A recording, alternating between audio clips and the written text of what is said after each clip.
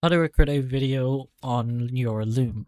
So you have two options for this. You have the extension in Chrome, but you can just use the app, the desktop app, if that's what you have. So in our case, we do have the desktop app, and the process should be pretty similar. We'll go ahead and open up our Loom app, and at first, if you haven't already, you are gonna have to log in or sign up to your account. But once that's set, you're gonna go ahead and see these options. So you have the record option and the screenshot, but since we want to record a video, we're gonna go ahead here to the record option. So we're gonna choose our screen options. Either we want a full screen, so our entire screen right here, a specific window, a custom size if you want, and more over here, which is a camera only in this case. Now, if you want to choose these options in the top, you have the additional option to either have your camera or microphone on.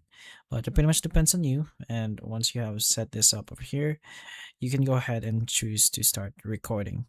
So we're just going to continue from here for now. And it will start recording over here.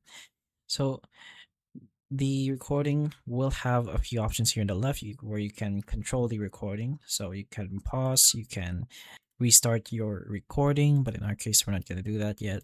We can delete or cancel our recording. But once we are done, we just go ahead and choose this option over here, which is basically the stop and save button. So Loom will process the video and the recording itself, and you can go ahead to the page where you can set it up from here.